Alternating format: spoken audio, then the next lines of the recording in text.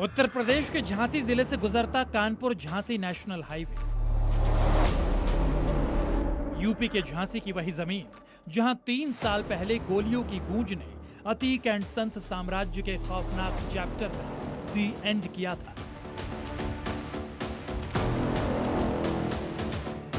उसी झांसी जिले से गुजरते कानपुर झांसी नेशनल हाईवे पर करीब 40 किलोमीटर दूर एक सड़क हादसे ने अतीक एंड संस के चैप्टर 2 को भी क्लोज कर दिया।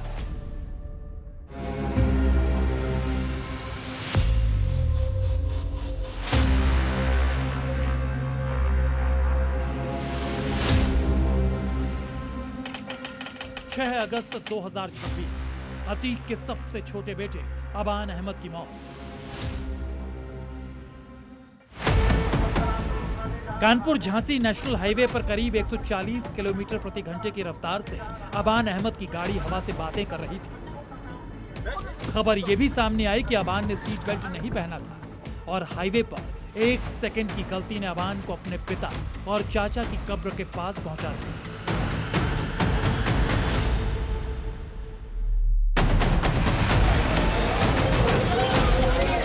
अबान की मौत की खबर ने यूपी की सियासत में एक बार फिर गैंगस्टर अतीक को जिंदा कर दिया।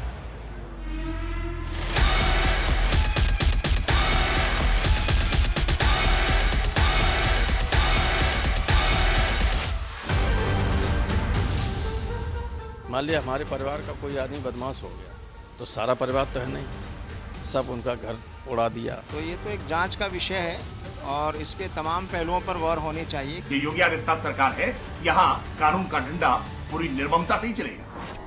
महज 21 साल की उम्र में अतीक का सबसे छोटा बेटा मिट्टी में मिला और अबान अहमद की मौत ने एक बार फिर मटिया मेट हो चुके अतीक और उसके दफन होते काले साम्राज्य को सुर्खियों में ला दिया। नमस्कार, मैं हूं आपके साथ अनंत त्यागी और आप देखना शुरू कर चुके हैं हमारा स्पेशल शो गैंगस्टर। आज अतीक एंड संस के उन काले अध्यायों का पन्ना पलटने वाले हैं जिन्होंने दशकों तक उत्तर प्रदेश की सियासत और अपराध की दुनिया को गिरफ्त में रखा। प्रयाग के दर्जनों इलाकों में अतीक के नाम का ऐसा खौफ कि उसके नाम का जिक्र कई लोगों के लिए दहशत की वजह बन जाता। लेकिन जिस साम्राज्य को खड़ा करने के लिए अतीक ने जाने कितने पाप किए, आज उसकी एक एक ईंट दरक चुकी है। अबान की मौत सिर्फ एक सड़क हादसे की खबर नहीं है। अबान से पहले अतीक अहमद, उसके भाई अशरफ और तीसरे बेटे असद की मौत ने माफिया परिवार के अंत की शुरुआत कर दी थी। क्योंकि गैंगस्टर फैमिली की कहानी में मौतें तो अलग अलग रास्तों से आई, लेकिन हर मौत के पीछे अतीक के अतीत की कोई ना कोई परछाई जरूर खड़ी नजर आती है। 24 फरवरी 2023 उमेश पाल हत्याकांड। दिन दहाड़े सड़क पर हमला, गोलियों की बौछार और कुछ ही सेकंड में एक ऐसा हत्याकांड जिसने करीब 18 साल बाद अतीक अहमद एंड संस के नेटवर्क को फिर से जांच एजेंसीज के निशाने पर ला दिया।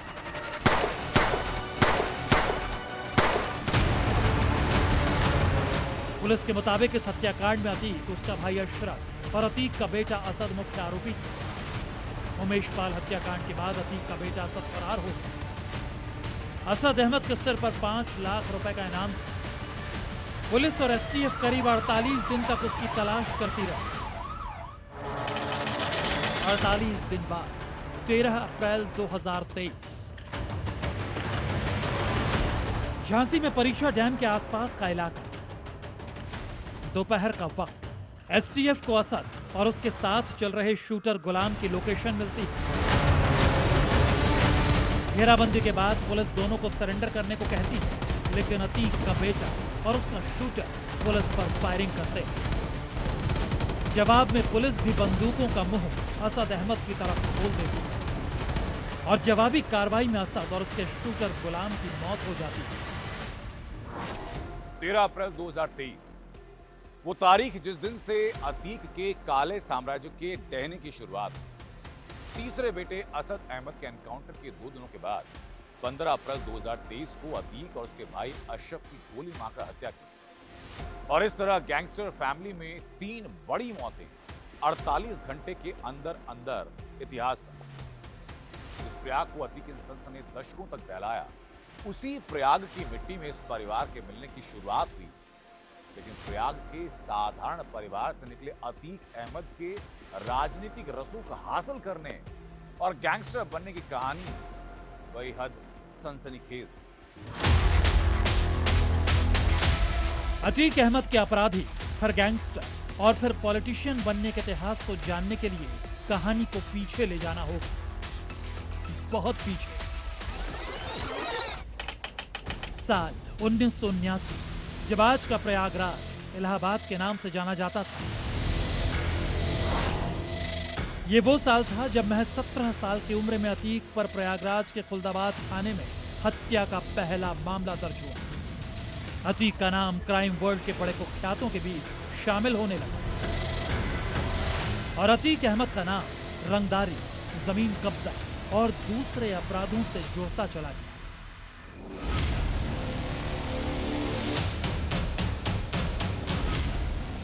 उन्नीस सौ 1980 के दशक में अतीक ने गैर कानूनी धंधों से उठकर धीरे धीरे अपना गैंग खड़ा किया। इलाहाबाद और आसपास के इलाकों में अपना खौफ बढ़ाने लगा और अगले एक दशक में अतीक ने अपराध की दुनिया में बाहुबली और गैंगस्टर के तौर पर अपनी पहचान को बहुत बड़ा और मजबूत बना लिया। अपराध जगत में वो मर्डर करके उतरा था, धीरे धीरे वो क्राइम में आता चला गया और पॉलिटिक्स में सक्रिय होता चला गया। उसको पॉलिटिकल पार्टीज का संरक्षण मिल गया। एमएलए की हत्या के बाद जो इलाहाबाद में प्रयागराज में दिन दहाड़े उसने सिटी में की थी, उसके बाद उसका टेरर और बढ़ गया। अपराध की दुनिया में सिर्फ बंदूक और बारूद से काम नहीं चलता।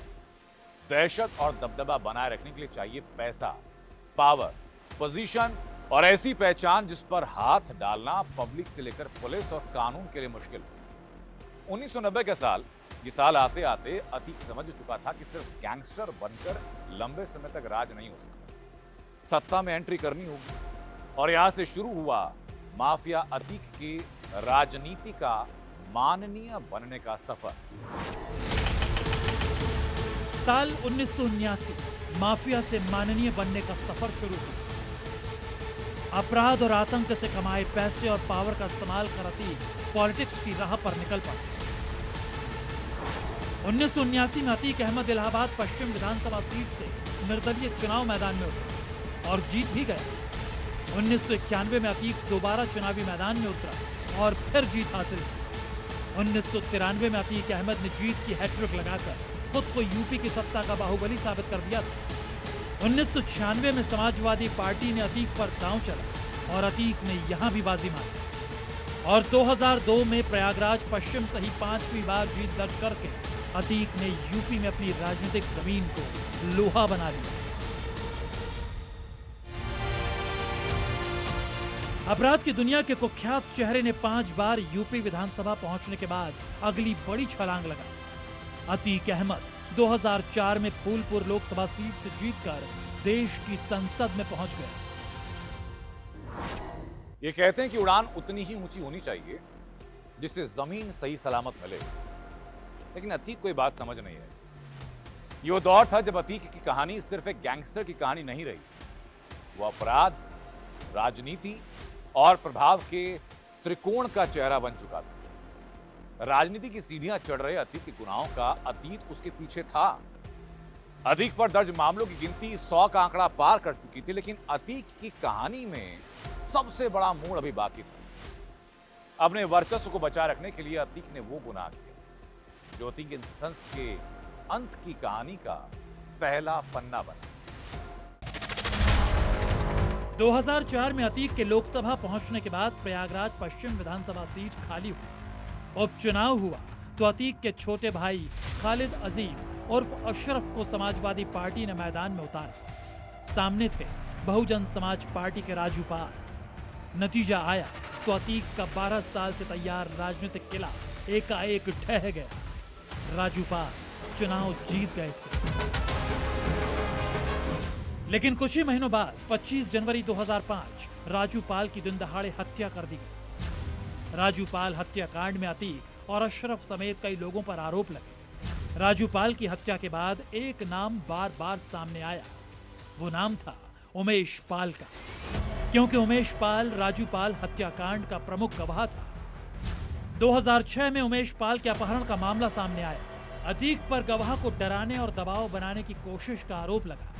2008 में अतीक ने पुलिस के सामने आत्मसमर्पण किया और आखिर तक अतीक जेल में ही रहा।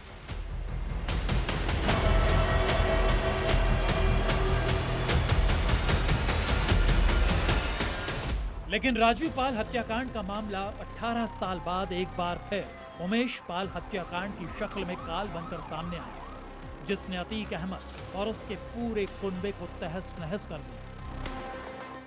अतीक अहमद की मौत हो चुकी है, पत्नी शाहिस्ता परवीन फरार है, उमर अहमद सबसे बड़ा बेटा फिलहाल लखनऊ जेल में है, अली अहमद दूसरा बेटा झांसी जेल में बंद है, असद अहमद तीसरा बेटा एनकाउंटर में मारा जा चुका है, अहजम अहमद अतीक का चौथा बेटा अपनी बुआ के पास है, और अबान अहमद यानी अतीक के सबसे छोटे बेटे की मौत सड़क हादसे में हो चुकी है।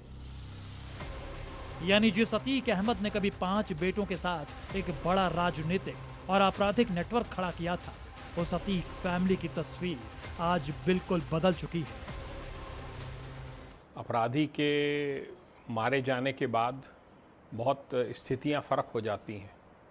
तो धीरे धीरे ताकत कम हो रही है, पर अभी भी ये मान लेना कि उसकी ताकत समाप्त हो चुकी है, ये बहुत बड़ी भूल होगी। हमेशा सतर्क दृष्टि रखे जाने की आवश्यकता है। अतीक एंड सन्स के खिलाफ सिर्फ मुकदमे ही नहीं थे, बल्कि परिवार से जुड़ी संपत्तियों पर भी लगातार एक्शन जारी है।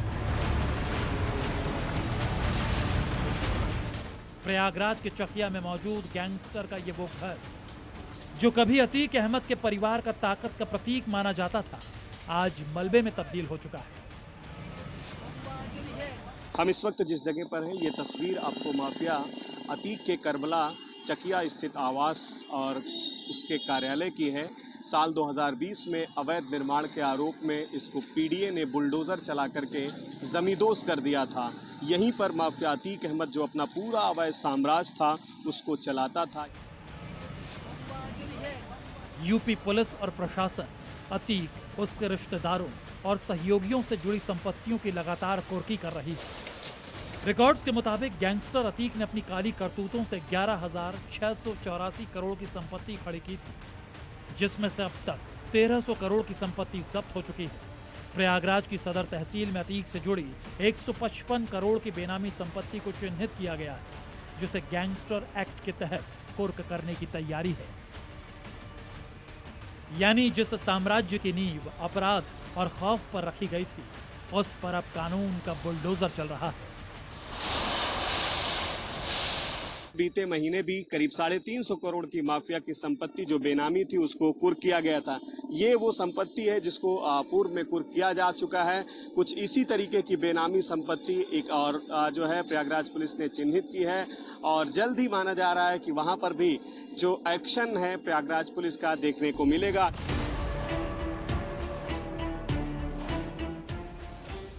अतीक अहमद की कहानी इसलिए सिर्फ एक गैंगस्टर की कहानी नहीं है, ये उस सिस्टम की कहानी भी है जिसमें अपराधी चुनाव जीतकर माननीय बन सकता है। एक गैंग राजनीति के साथ साथ अपना प्रभाव बढ़ा सकता है, और वही प्रभाव एक दिन उसके लिए सबसे बड़ा सबूत बनता है।